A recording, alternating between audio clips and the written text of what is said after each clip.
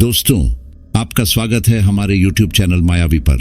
यह कहानी किसी फिल्म की नहीं है, ना ही किसी किताब से उठाई गई है।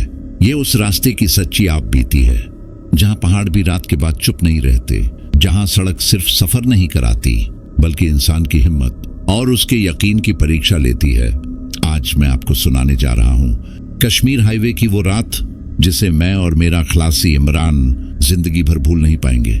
मैं एक सिख ट्रक ड्राइवर हूं और इमरान मुस्लिम। हमारा काम सिर्फ ट्रक चलाना था, लेकिन उस रात रास्ते ने हमें वह दिखा दिया जिसे देखकर इंसान अपने होने पर ही सवाल करने लगे। आर्मी ने हमें साफ कहा था कि रात में इस रास्ते पर मत जाना, लेकिन मजबूरी हमें आगे ले गई। और फिर जो हमने देखा, जो महसूस किया, वो सिर्फ डर नहीं था, वो उन यादों की परछाई थी जो इस हाईवे पर आज भी भटकती हैं। यह कहानी खून या हिंसा की नहीं है, यह कहानी उस खौफ की है जो चुपचाप इंसान के साथ चलता है, सांसों में उतरता है और मंजिल तक छोड़ने से पहले आखिरी बार पीछे मुड़कर देखने पर मजबूर करता है।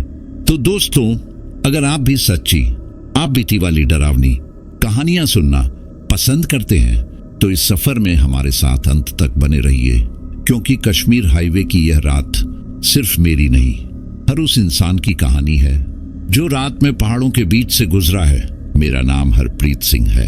मैं पिछले 15 साल से ट्रक चला रहा हूं और हिंदुस्तान की शायद ही कोई ऐसी सड़क बची हो जहां मेरे ट्रक के पहिए ना घूमे हो।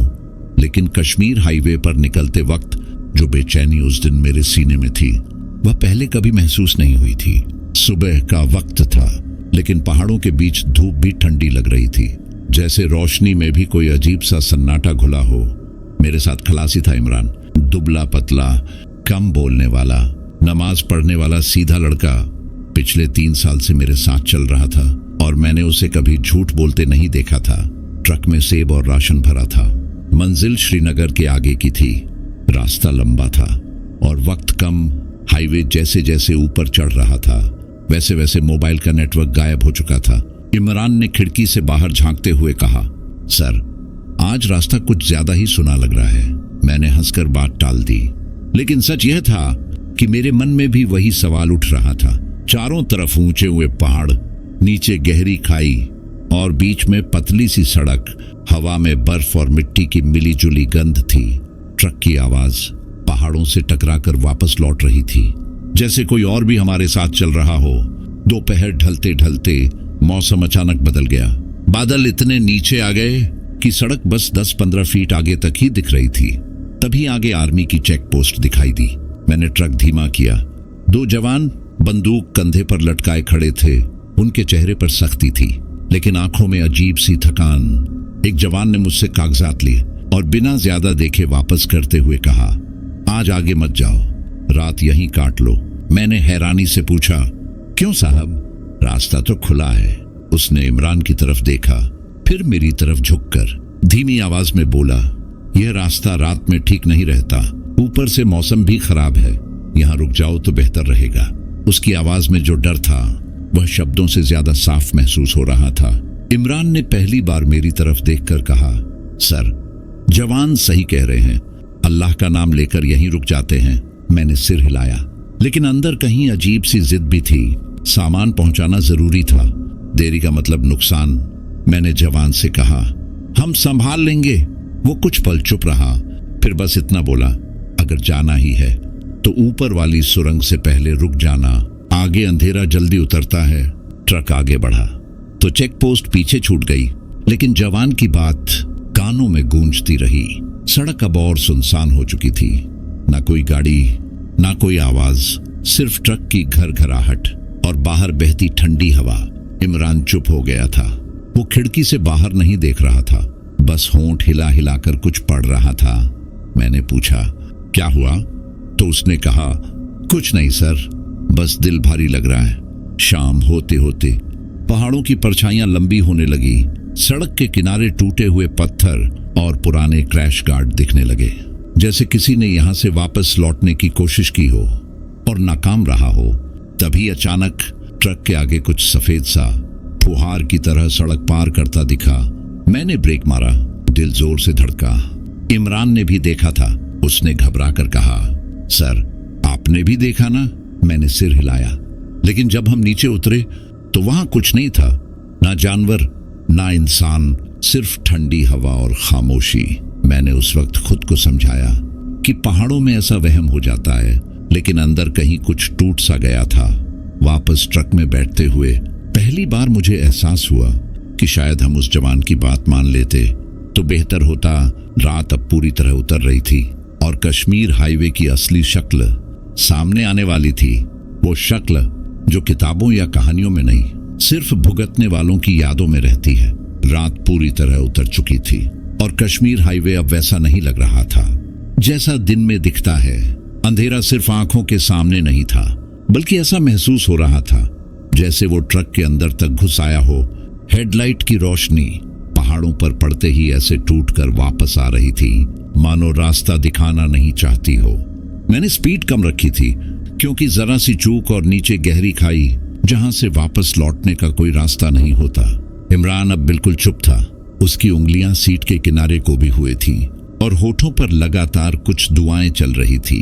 इंजन की आवाज के अलावा कोई आवाज नहीं थी, लेकिन उसी खामोशी में कुछ ऐसा था जो दिल को बेचैन कर रहा था।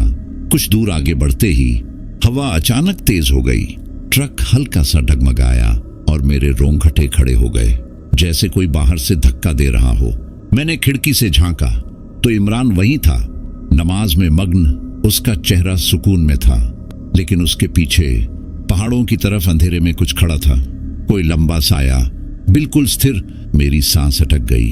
आंख झपकते ही वो साया गायब हो गया। मैंने इमरान को अंदर बुलाया।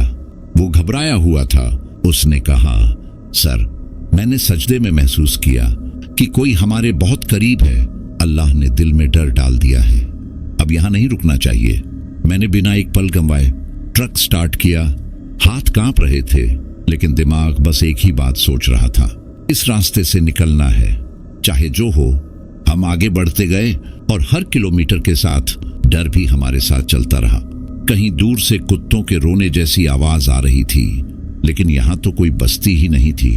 पहाड़ों की खामोशी अब भारी पड़ने लगी थी। तभी दूर हेडलाइट की रोशनी में आर्मी की एक और जीप दिखी। दिल को थोड़ी राहत मिली। शायद अब कुछ ठीक होगा, लेकिन मुझे नहीं पता था कि असली खौफ अभी बाकी है। आर्मी की जीप की हेडलाइट जैसे ही साफ दिखाई दी, मेरे दिल की धड़कन थोड़ी संभली। ऐसा लगा जैसे अंधेरे में किसी ने हाथ पकड़ लिया हो। मैंने ट्रक की लाइट डिप की और धीरे धीरे आगे बढ़ाया। जीप सड़क के किनारे खड़ी थी और दो जवान बाहर निकले हुए थे।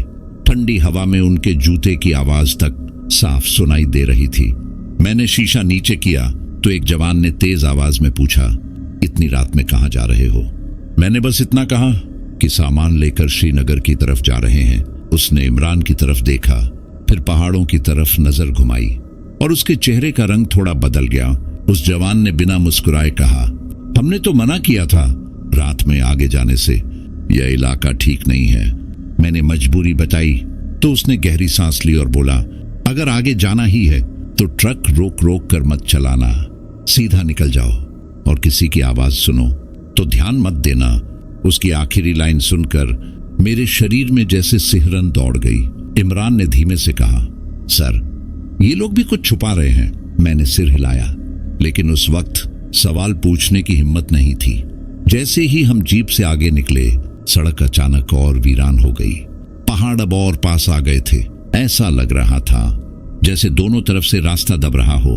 ट्रक की लाइट में कभी पत्थरों की परछाइयां इंसान जैसी लगती, कभी पेड़ों के साए हाथ फैलाए खड़े दिखते। इमरान ने कुरान शरीफ का छोटा सा हिस्सा पढ़ना शुरू कर दिया। उसकी आवाज कांप रही थी, लेकिन उसमें अजीब सी ताकत थी। मुझे लगा जैसे ट्रक के अंदर की हवा थोड़ी हल्की हो गई हो। कुछ किलोमीटर आगे जाते ही अचानक सड़क पर बर्फ की पतली परत दिखी। ट्रक फिसला। मैंने पूरी ताकत से स्टीयरिंग संभाली। दिल मुंह को आ गया। उसी पल मुझे लगा जैसे किसी ने पीछे से हंसने की आवाज निकाली हो, बहुत हल्की लेकिन साफ। मैंने शीशे में देखा, पीछे सिर्फ अंधेरा था। इमरान ने भी वही आवाज सुनी थी। उसने डरते हुए कहा, सर, यह इंसानी आवाज नहीं थी। हम दोनों चुप हो गए। बोलने की ताकत नहीं बची थी, बस आगे देखते जा रहे थे। तभी एक मोड़ पर हमें सड़क के बीचों बीच कोई खड़ा हुआ दिखाई दिया। हेडलाइट की रोशनी पड़ते ही दिल बैठ सा गया। वो कोई आदमी नहीं था, ना औरत, बस धुंध जैसा कुछ, लंबा सा, बिना शक्ल के। मैंने ब्रेक पर पैर रख दिया, लेकिन इमरान ने चिल्लाकर कहा, मत रुको सर। आर्मी वाले ने कहा था मत रुकना। मैंने दांत भींचे और एक्सीलरेटर दबा दिया। जैसे ही ट्रक उस धुंध के पास से गुजरा, केबिन के अंदर अचानक ठंड बढ़ गई। शीशों पर बर्फ जमने लगी। मुझे लगा जैसे किसी ने मेरे कान के पास फुसफुसाकर मेरा नाम लिया हो, हरप्रीत। मेरी आंखों में पानी आ गया। इमरान जोर से आयतुल कुर्सी पढ़ने लगा। उसकी आवाज के साथ ही वो ठंड धीरे धीरे कम होने लगी। पीछे मुड़कर देखने की हिम्मत नहीं थी। कुछ दूर जाकर मैंने ट्रक साइड में लगाया। हाथ पैर सुन्न हो चुके थे। इमरान भी पसीने से भीगा हुआ था। उसने कहा, सर, मैंने बचपन में कश्मीर के बुजुर्गों से सुना था कि कुछ रास्तों पर मरे हुए लोग नहीं जाते, उनकी यादें रह जाती हैं और रात में वही यादें चलती हैं। उसकी बात सुनकर मुझे वो टूटा हुआ ट्रक याद आ गया जो हमने पहले देखा था। अब मुझे यकीन हो चला था कि यह सिर्फ रास्ता नहीं है, यह किसी का छोड़ा हुआ दर्द है जो हर आने जाने वाले को महसूस कराया जाता है। लेकिन हमें अभी भी निकलना था। पीछे लौटने का कोई मतलब नहीं था। मैंने इंजन स्टार्ट किया और मन ही मन वाहे गुरु का नाम लिया। इमरान ने भी आमीन कहा। दो अलग अलग रास्तों के यकीन, लेकिन डर एक ही। आगे आसमान थोड़ा साफ होने लगा था। दूर कहीं हल्की रोशनी दिख रही थी, शायद कोई कैंप या सुरंग। उम्मीद की एक छोटी सी किरण। लेकिन दिल जानता था कि कश्मीर हाईवे अभी अपना आखिरी रंग दिखाना बाकी रखता है। सामने दिख रही हल्की रोशनी धीरे धीरे साफ होने लगी और समझ में आया कि वो एक सुरंग का मुहाना है। पहाड़ों के बीच कटी हुई वो सुरंग किसी जख्म की तरह लग रही थी, जिसके अंदर अंधेरा और ठंड दोनों भरे पड़े थे। मैंने ट्रक की रफ्तार और कम कर दी। दिल कह रहा था कि यहाँ रुक जाना चाहिए, लेकिन दिमाग बस यही सोच रहा था कि अगर इस सुरंग को पार कर लिया तो शायद सबसे मुश्किल हिस्सा पीछे छूट जाएगा।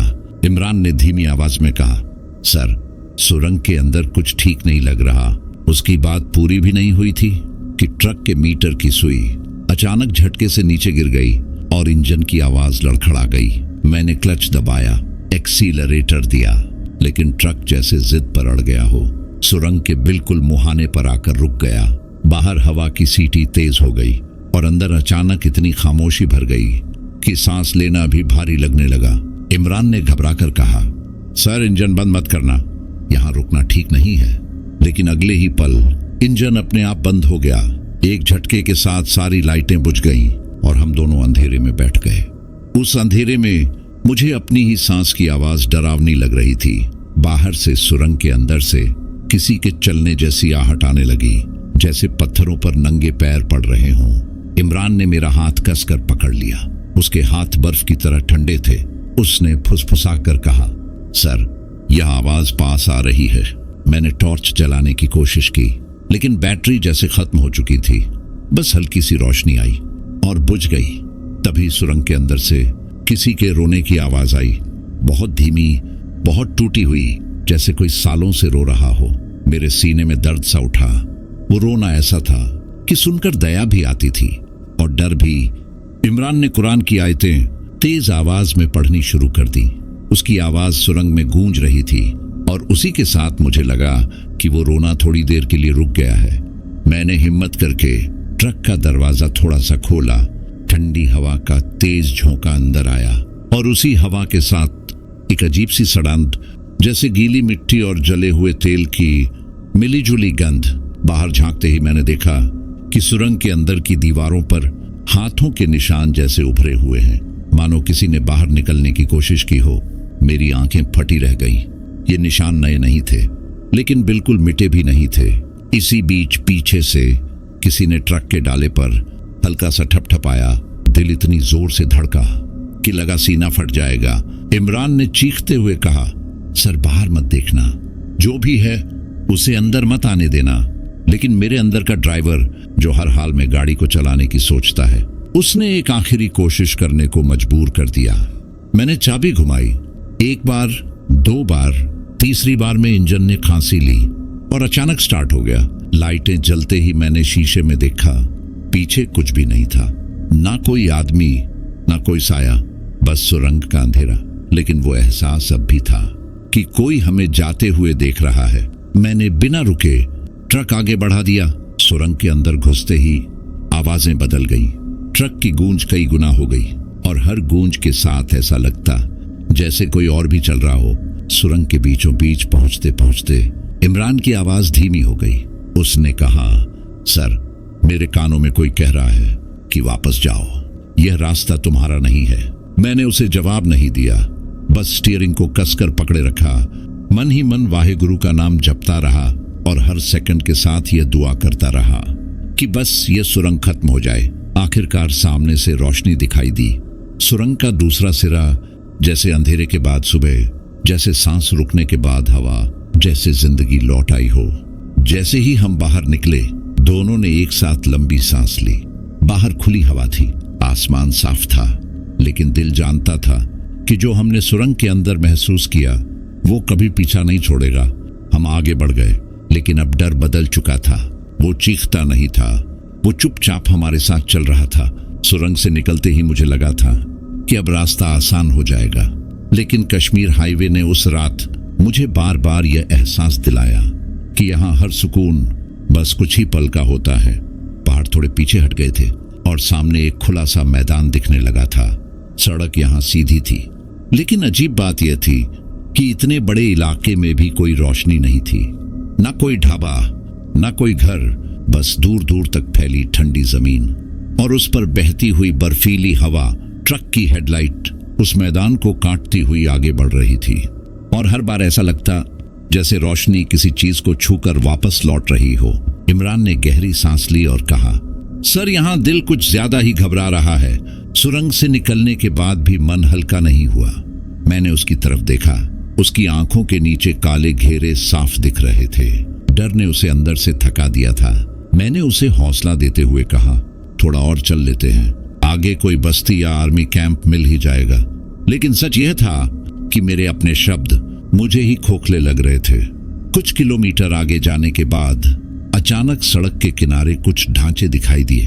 पहले मुझे लगा कि शायद यह कोई पुरानी फौजी चौकी होगी, लेकिन पास आते ही समझ आया कि यह एक छोटी सी बस्ती है। 3-4 कच्चे घर, जले हुए अलाव के निशान और बीच में एक टूटा हुआ सा पोल। हैरानी की बात यह थी कि इतनी ठंड और इतनी रात में भी वहां कोई रोशनी नहीं थी। लेकिन जैसे ही हमारा ट्रक पास पहुंचा, मुझे महसूस हुआ कि कई निगाहें हमें देख रही हैं। मैंने ट्रक धीमा किया, शायद किसी से रास्ते के बारे में पूछ सकूं, लेकिन इमरान ने लगभग गिड़गिड़ाते हुए कहा, सर, यहां मत रुकना, यह जगह ठीक नहीं है। मैंने उसकी बात मान ली और ट्रक आगे बढ़ाने ही वाला था कि अचानक सड़क के किनारे खड़े एक आदमी ने हाथ उठाया। वो आदमी लंबा था, सिर पर ऊनी टोपी, बदन पर फटा हुआ कोट। उसका चेहरा साफ नहीं दिख रहा था, लेकिन उसकी आंखें हेडलाइट की रोशनी में अजीब तरह से चमक रही थी। मैंने ब्रेक दबा दिया, शायद इंसानियत के नाते, शायद डर के मारे। वो आदमी धीरे धीरे हमारे पास आया। उसकी चाल में अजीब सी अकड़ थी, जैसे उसके पैर जमीन को ठीक से छू नहीं रहे हों। उसने बहुत धीमी आवाज में कहा, बहुत देर हो गई है, आगे मत जाओ। मैंने उससे पूछा, क्यों? तो उसने पहाड़ों की तरफ इशारा किया और बोला, रात यहाँ किसी की नहीं होती। उसके शब्द मेरे कानों में नहीं, सीधे सीने में उतर गए। इमरान ने उस आदमी को देखते ही सिर झुका लिया और होंठ हिलाने लगा। बाद में उसने बताया कि उस पल उसके दिल में बस एक ही ख्याल था कि अगर ये इंसान है भी तो इसके पीछे कुछ और खड़ा है। मैंने उस आदमी से पूछा, यहाँ कोई मदद मिल सकती है क्या? उसने बिना जवाब दिए बस ट्रक के अंदर झांक कर इमरान को देखा और हल्का सा मुस्कुराया। वो मुस्कान ऐसी थी जिसमें कोई अपनापन नहीं था, बस खालीपन था। मैंने ज्यादा कुछ सोचे बिना ट्रक स्टार्ट किया और आगे बढ़ा दिया। पीछे शीशे में देखा तो वह आदमी वहीं खड़ा था, लेकिन अब उसके पीछे मुझे 2 और साएं खड़े दिखाई दिए, बिल्कुल स्थिर, बिल्कुल खामोश। दिल जोर जोर से धड़कने लगा। इमरान ने कांपती आवाज में कहा, सर, आपने देखा ना, वो लोग हिल नहीं रहे थे। मैंने जवाब नहीं दिया, क्योंकि मैं भी वही सोच रहा था। जैसे जैसे हम उस बस्ती से दूर होते गए, हवा और ठंडी होती गई और तभी मुझे एहसास हुआ कि ट्रक के अंदर एक अजीब सी गंध भर गई है। वही गंध जो हमने सुरंग के पास महसूस की थी, गीली मिट्टी और जले हुए तेल की। इमरान ने कहा, सर, ऐसा लग रहा है जैसे कोई हमारे साथ साथ चल रहा है, लेकिन बाहर नहीं, अंदर, ट्रक के अंदर। मैंने दांत भींचे और स्टीयरिंग को और कसकर पकड़ लिया। अब पीछे देखने की हिम्मत नहीं थी। कुछ देर बाद दूर एक बोर्ड दिखाई दिया जिस पर आर्मी का निशान बना था। दिल को थोड़ी राहत मिली, शायद आगे कोई चेक पोस्ट हो। लेकिन उसी पल ट्रक के पीछे से एक जोरदार आवाज आई, जैसे किसी ने लोहे पर पत्थर मारा हो। ट्रक हिल गया। इमरान चीख पड़ा। मैंने ब्रेक नहीं लगाया, बस पूरी ताकत से ट्रक आगे दौड़ा दिया, क्योंकि अब मुझे साफ समझ आ गया था कि कश्मीर हाईवे पर कुछ सवालों के जवाब जानना जरूरी नहीं होता। जरूरी बस इतना होता है कि वहां से जिंदा निकल सको। आर्मी के निशान वाला बोर्ड जैसे ही साफ दिखाई दिया, दिल में थोड़ी सी जान लौटी। ऐसा लगा जैसे किसी ने अंधेरे में माचिस जला दी हो। ट्रक की रफ्तार अपने आप थोड़ी कम हो गई, शायद थकान की वजह से, शायद उस उम्मीद की वजह से कि अब इंसानों के बीच पहुंच जाएंगे। इमरान ने भी लंबी सांस ली और कहा, सर, लगता है अब अल्लाह ने रहम किया है। लेकिन अभी उसकी बात पूरी भी नहीं हुई थी कि ट्रक के पहिए कच्ची सड़क पर आए और झटके से पूरा केबिन हिल गया। सामने तारों से घिरा एक आर्मी कैंप था। पीली रोशनी, सैंडबैग और बंदूक थामे जवान। मैंने ट्रक रोक दिया। एक जवान पास आया। उसकी आंखों में चौकसी थी, लेकिन चेहरे पर वही थकान, वही बोझ जो हमने पहले चेक पोस्ट पर देखा था। उसने पूछा, इतनी रात में कैसे आ गए? मैंने बस इतना कहा कि रास्ते में ट्रक खराब हो गया था, सुरंग में अटक गए थे। और फिर जो देखा वो सब एक सांस में बोलने का मन हुआ, लेकिन शब्द गले में अटक गए। कुछ बातें ऐसी होती हैं जो वर्दी वालों से भी नहीं कही जाती। जवान ने कागजात देखे और इमरान की तरफ नजर डालकर बोला, तुम लोग किस रास्ते से आए हो? जब मैंने उस खुले मैदान और बस्ती का जिक्र किया तो उसका चेहरा सख्त हो गया। उसने अपने पीछे खड़े अफसर को इशारा किया। अफसर पास आया। उम्र ज्यादा नहीं थी, लेकिन आंखों में सालों का अनुभव। उसने बहुत शांत आवाज में कहा, वहां रात में कोई नहीं रहता। वो बस्ती बरसों पहले खाली करवा दी गई थी। मैंने पूछा, फिर वो लोग कौन थे जिन्हें हमने देखा? अफसर कुछ पल चुप रहा, फिर बोला, कुछ रास्तों पर लोग नहीं, उनकी कहानियां चलती हैं। इमरान ने पहली बार खुलकर कहा, सर, वहां हमें अंदर से आवाजें आईं, जैसे कोई ट्रक के अंदर ही चल रहा हो। अफसर ने सिर हिलाया और कहा, इसीलिए हम रात में रुकने को कहते हैं। पहाड़ों में हादसे होते हैं, लोग मरते हैं और कुछ मरकर भी यहीं रह जाते हैं। उसकी बात डराने के लिए नहीं थी, बल्कि मानो एक थकी हुई सच्चाई हो, जैसे उसने यह सब कई बार देखा और सुना हो। अफसर ने हमें वहीं कैंप के पास ट्रक खड़ा करने को कहा। जवानों ने चाय दी। गर्म चाय हाथ में आते ही पहली बार महसूस हुआ कि हम अब भी जिंदा हैं, लेकिन सुकून पूरा नहीं था। हर आवाज पर दिल चौंक जाता था। इमरान ने धीरे से कहा, सर, मुझे यहां भी नींद नहीं आएगी। मैंने उसे समझाया कि कम से कम यहां हम अकेले नहीं हैं। रात का आखिरी पहर था जब अचानक कैंप के बाहर कुत्ते जोर जोर से भौंकने लगे। जवान सतर्क हो गए, बंदूकें संभल गईं। अफसर बाहर निकला और अंधेरे में दूर देखने लगा। मुझे लगा जैसे फिर वही साया दिखाई देगा, लेकिन कुछ नहीं हुआ। बस भौंकने की आवाज थोड़ी देर बाद अपने आप थम गई। अफसर ने अंदर आकर कहा, सुबह होते ही निकल जाना। दिन में यह रास्ता बस रास्ता होता है, रात में यह यादों का जंगल बन जाता है। सुबह की हल्की रोशनी में जब हम ट्रक स्टार्ट कर रहे थे, इमरान ने पीछे मुड़कर पहाड़ों की तरफ देखा और कहा, सर, रात में यह पहाड़ जिंदा लगते हैं, दिन में बस पत्थर है। मैंने सिर हिलाया, क्योंकि अब मैं भी यही मानने लगा था। जैसे जैसे हम आगे बढ़े, हवा में वह सड़ांध नहीं थी, वह ठंड नहीं थी, सड़क वही थी, लेकिन एहसास बदल चुका था। दिन की रोशनी में वह खुला मैदान, वो जगह जहां हमने बस्ती देखी थी, अब बिल्कुल खाली थी। ना कोई घर, ना कोई आदमी, बस टूटी दीवारें और जमीन पर पुराने पैरों के निशान। इमरान ने मुझे देखा और कुछ नहीं बोला, लेकिन उसकी आंखों में वह सवाल था जिसका जवाब शायद किसी के पास नहीं।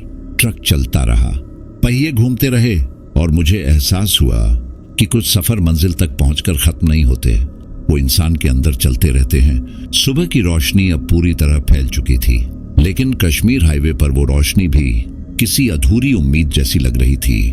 सूरज पहाड़ों के पीछे से झांक रहा था और उसकी किरणें बर्फ से टकराकर आंखों में चुभ रही थी।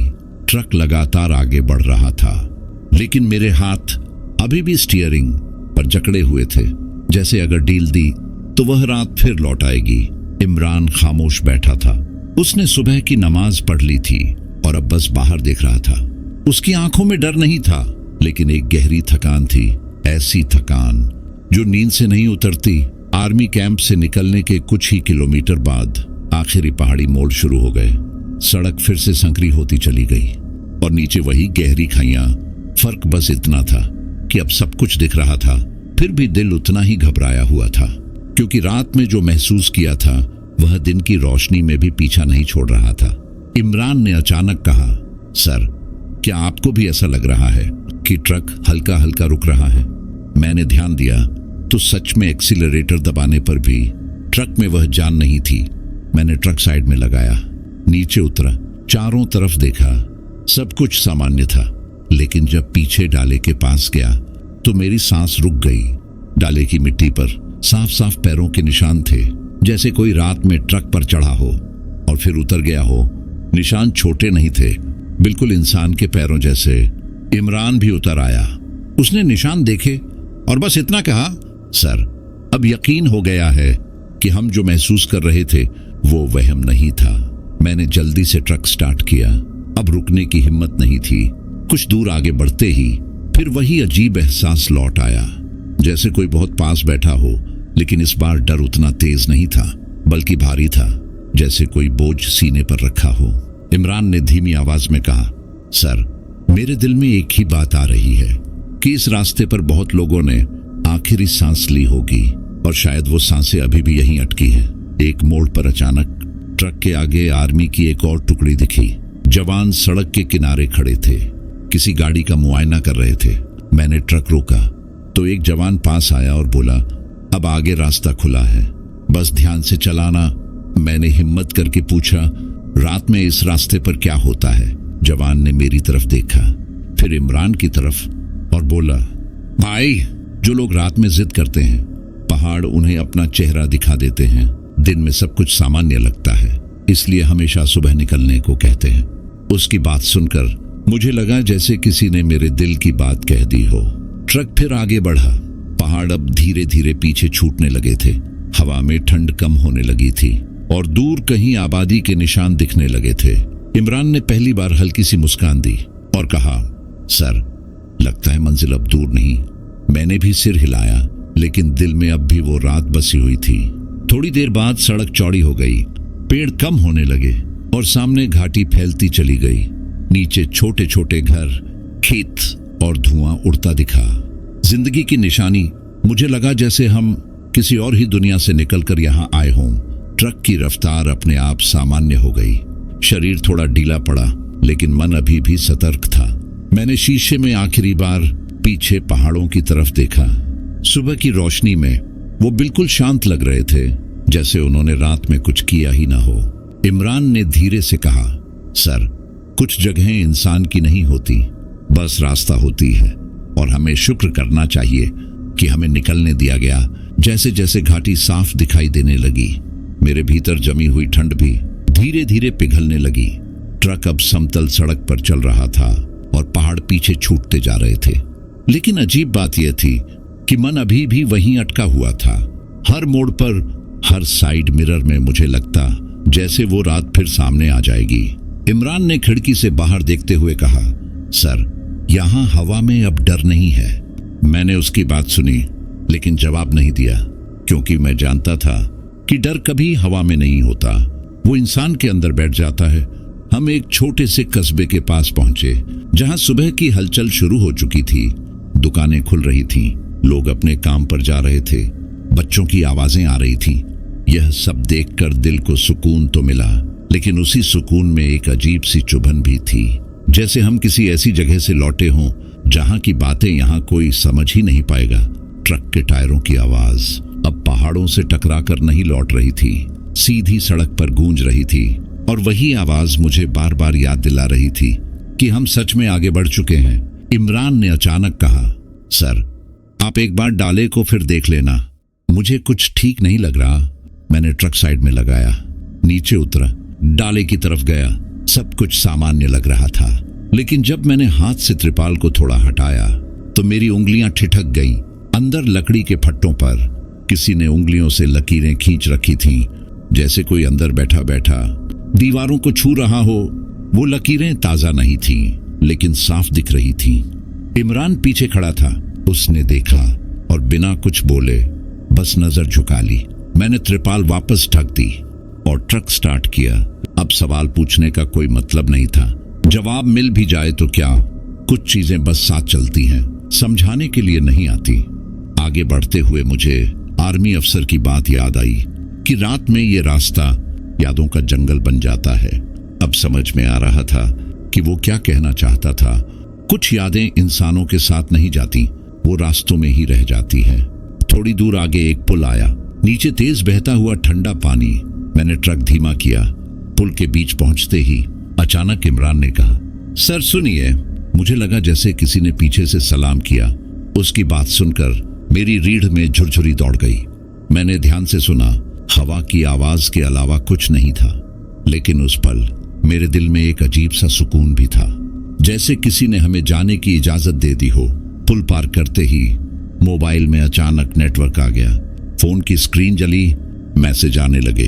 दुनिया वापस लौट आई थी। इमरान ने अल्लाह का शुक्र अदा किया और मैंने मन ही मन वाहेगुरु का नाम लिया। दो अलग रास्तों की दुआएं, लेकिन शुक्र एक जैसा। अब मंजिल बहुत पास थी और पहली बार मुझे लगा कि शायद अब वो एहसास पीछे छूट जाएगा। लेकिन तभी आखिरी बार साइड मिरर में मुझे कुछ दिखा, बहुत हल्का, बहुत धुंधला, जैसे पहाड़ों की तरफ कोई हाथ उठा रहा हो। मैंने पल भर के लिए ब्रेक दबाने का सोचा, फिर नहीं दबाया, क्योंकि कुछ विदाइयां बिना रुके ही पूरी होती हैं। इमरान ने मेरी तरफ देखा और बस इतना कहा, सर अब मत देखिए, आगे देखिए। ट्रक आगे बढ़ता रहा। कस्बा पीछे छूट गया। सड़क खुलती चली गई और मुझे एहसास हुआ कि मंजिल तक पहुंचना अब सिर्फ दूरी का सवाल है। डर अब हमारे साथ नहीं चल रहा था, वो पीछे रह गया था। उन पहाड़ों में, उन रास्तों में जहां रात का हक अभी भी उन्हीं का है। मंजिल अब सामने लिखी हुई थी। सड़क के किनारे लगे बोर्ड पर साफ अक्षरों में नाम दिख रहा था और उसी पल दिल में एक अजीब सी राहत उतरी। ऐसी राहत जो थकान से नहीं बल्कि बच जाने के एहसास से आती है। ट्रक अब रुक रुक कर नहीं चल रहा था। इंजन की आवाज स्थिर थी, जैसे उसे भी पता चल गया हो कि अब डर का इलाका पीछे छूट चुका है। इमरान ने गहरी सांस ली और कहा, सर आज जिंदगी में पहली बार रास्ता पूरा होने पर दिल कांप रहा है। मैंने उसकी तरफ देखा। उसकी आंखों में पानी था, लेकिन चेहरे पर सुकून, वही सुकून जो रात भर हम ढूंढते रहे थे। हम एक आखिरी ढलान से नीचे उतर रहे थे। नीचे फैली सड़क पर गाड़ियां दिखने लगी थीं। लोग थे, आवाजें थीं, जिंदगी थी। लेकिन उसी जिंदगी के बीच मुझे अचानक वह सारी तस्वीरें एक एक करके याद आने लगी। टूटा हुआ ट्रक, सुरंग की दीवारों पर हाथों के निशान, खाली बस्ती के चमकते चेहरे और वो साया जो बिना शक्ल के सड़क पर खड़ा था। मुझे एहसास हुआ कि यह सब अलग अलग घटनाएं नहीं थीं, यह एक ही कहानी के हिस्से थे, एक ही रास्ते की परछाइयां। इमरान ने धीरे से कहा, सर मुझे लगता है कि वह लोग जो वहां रह गए वे हमें डराने नहीं आए थे। वह बस चाहते थे कि कोई उनकी मौजूदगी महसूस करे। उसकी बात सुनकर मेरे अंदर कुछ टूट सा गया। शायद इसलिए वो आवाजें रोने जैसी थीं, शायद इसलिए वो साए रास्ता रोकते नहीं थे, बस दिख जाते थे, जैसे कह रहे हों कि हम यहाँ हैं, हमें भुलाया मत करो। एक ढाबे के पास मैंने ट्रक रोका। पहली बार बिना डर के चाय मंगवाई। गर्म भांप उठती प्याली हाथ में ली तो उंगलियों में जान लौटी। ढाबे वाला सामान्य बात कर रहा था, मौसम की, रास्ते की, जैसे कुछ हुआ ही ना हो। मैंने उससे पूछा, रात में लोग इस रास्ते से जाते हैं क्या? उसने सिर हिलाकर कहा, नहीं सर, समझदार लोग रात में नहीं निकलते, पहाड़ रात को अपने हो जाते हैं। उसकी बात सुनकर मैं और इमरान एक दूसरे की तरफ देखने लगे। बिना कुछ कहे ही सब समझ आ गया। चाय खत्म करके जैसे ही हम उठे, इमरान ने पीछे मुड़कर देखा और कहा, सर अब वहां कुछ नहीं दिख रहा। मैंने भी देखा, साइड मिरर, सड़क, पहाड़, सब सामान्य। शायद वह निशानी भी अब पूरी हो चुकी थी जिसने हमें रात भर घुमाया था। ट्रक फिर चला। संगीत, मंजिल अब बस कुछ किलोमीटर दूर थी। रास्ते में मैंने इमरान से कहा, इस सफर के बारे में किसी को ज्यादा मत बताना, हर कोई समझ नहीं पाएगा। उसने सिर हिलाया और कहा, सर, कुछ बातें दुआ की तरह होती हैं, दिल में रखी जाती है, जुबान पर नहीं लाई जाती। उसकी बात सुनकर मुझे लगा कि शायद यही इस सफर की आखिरी सीख थी। सड़क अब शहर में घुस चुकी थी। ट्रैफिक, हॉर्न, लोग, सब कुछ सामान्य, लेकिन मेरे अंदर कुछ हमेशा के लिए बदल चुका था। अब मुझे पता था कि हर रास्ता सिर्फ दूर ही नहीं होता। कुछ रास्ते इंसान की हिम्मत, उसका यकीन और उसकी दुआ परखते हैं, और जो सलामत निकल आए वहीं असली मंजिल तक पहुंचते हैं।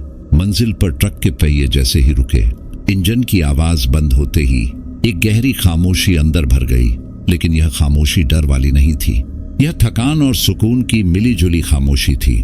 मैंने स्टीयरिंग पर हाथ रखा और कुछ पल ऐसे ही बैठा रहा, जैसे यकीन करना चाहता हूं कि सच में सफर खत्म हो गया है।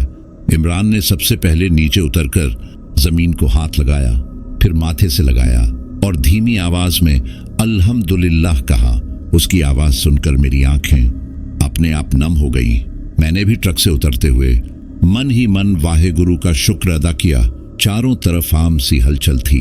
मजदूर सामान उतारने की तैयारी कर रहे थे। कोई जल्दी में था, कोई हंस रहा था। किसी को जरा भी अंदाजा नहीं था कि हम किस रास्ते से होकर आए हैं और क्या क्या पीछे छोड़ आए हैं। ट्रक का डाला खुला, सामान सही सलामत था, लेकिन मुझे लगा जैसे उसके साथ कुछ और भी उतरा हो। वो बोझ, वो डर, वो रात की भारी यादें। इमरान ने मेरी तरफ देखकर कहा, सर, अल्लाह ने हमें सिर्फ जिंदा नहीं रखा, बल्कि सही सलामत यहां तक पहुंचा दिया। मैंने सिर हिलाया, क्योंकि उस एक रात के बाद सलामत शब्द का मतलब बदल चुका था। काम निपटने के बाद हम दोनों थोड़ी देर ट्रक के पास ही बैठ गए। धूप अब ठीक से निकल आई थी, ठंड कम हो चुकी थी, लेकिन जब भी हवा का झोंका आता मुझे वही पहाड़, वही सुरंग, वही साया याद आ जाता। इमरान ने कहा, सर, मुझे लगता है कि वह रास्ता हमें छोड़ चुका है, अब वह हमारे साथ नहीं चलेगा। उसकी बात सुनकर पहली बार दिल पूरी तरह हल्का लगा। शायद सच में कुछ सफर यहीं खत्म हो जाते हैं। शाम होने से पहले जब हम वापस लौटने की तैयारी कर रहे थे, मैंने आखिरी बार ट्रक को ध्यान से देखा। कहीं कोई निशान, कोई लकीर, कुछ भी नहीं था, जैसे रात ने खुद ही अपने सबूत मिटा लिए हों। इमरान ने हल्की मुस्कान के साथ कहा, सर, कुछ रास्ते सिर्फ इम्तिहान लेने के लिए होते हैं, मंजिल बनने के लिए नहीं। मैंने उसकी बात अपने दिल में उतार ली। वापसी का रास्ता दिन का था, वही सड़क, वही पहाड़, लेकिन अब सब कुछ अलग लग रहा था। डर नहीं था, बस इज्जत थी उस रास्ते के लिए जिसने हमें परखा और फिर जाने दिया। मैंने ट्रक चलाते हुए सोचा कि जिंदगी भी शायद ऐसी ही है। हर कोई अपने अपने कश्मीर हाईवे से गुजरता है, कोई डर के साथ, कोई दुआ के साथ, लेकिन जो भरोसा और सब्र नहीं छोड़ता वही आखिरकार मंजिल तक पहुंचता है। आज भी जब मैं किसी पहाड़ी रास्ते पर रात का जिक्र सुनता हूं तो दिल अपने आप भारी हो जाता है।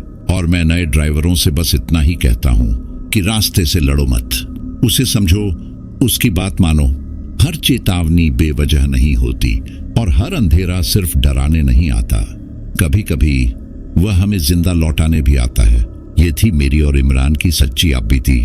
कश्मीर हाईवे की वो रात जिसने हमें तोड़ भी दिया और जोड़ भी दिया, और यह एहसास देकर गई कि इंसान चाहे सिख हो या मुस्लिम, दुआ चाहे जिस जुबान में हो, जब रास्ता खतरनाक हो तो बचाने वाला एक ही होता है, और मंजिल तक सलामत पहुंचना ही सबसे बड़ा शुक्राना होता है।